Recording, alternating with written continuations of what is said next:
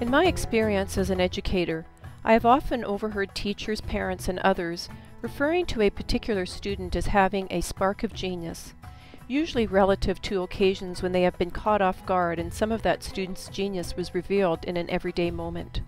There seems to be an element of surprise when these moments occur, which at times may be related to a way of perceiving the world where one didn't expect genius to show up in the first place. What might the world be like if we just expected genius to be there all the time? The poet David Whyte provides a telling explanation of what a spark of genius really means. In Latin, the word genius means the spirit of a place, an abiding quality or spirit that can only be found in a particular place and nowhere else.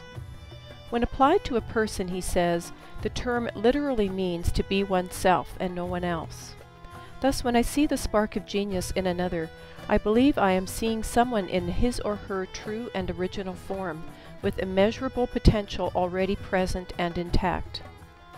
Thus my passion, my spark in life, what gets me up in the morning, is to find ways to see the true face of genius whenever I can, to notice it in my everyday encounters, to nurture it in others and myself, to reconnect and remember this genius, and to remove the veils or barriers so that this spark of genius can be the soft burning fire in the world it was always meant to be.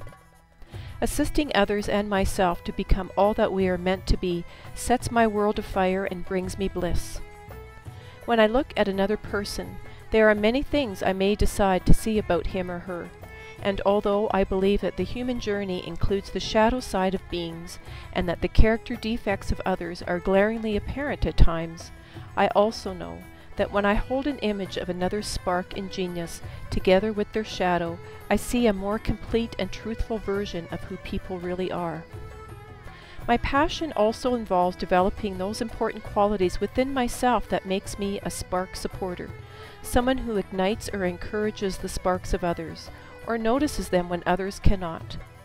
In the role of supporting the sparks of others, I am reminded that the world and others are not here to only support my spark or to make my spark shine.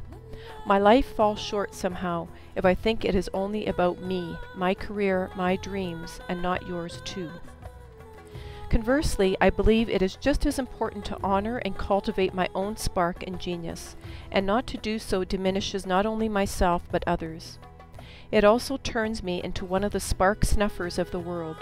When spark snuffers see the spark of genius of others, they become envious because they do not have the awareness that they have the same potential and capacity to bring their spark into the world just as others do. Spark snuffers are not bad people. They have just forgotten who they are.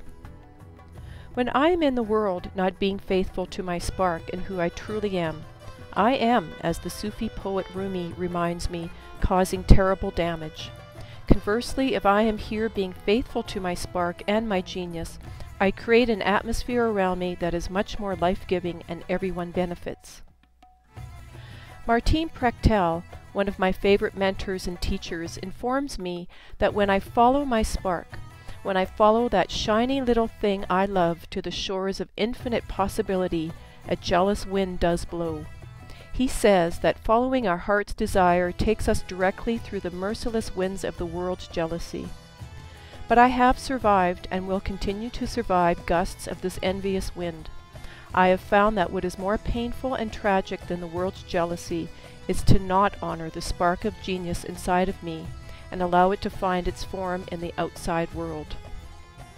Thus far, some of the ways my spark has shown up in the world is by my involvement as a facilitator in the Courage to Teach movement, which helps educators remember their birthright gifts, which in turn rekindles their passion for teaching.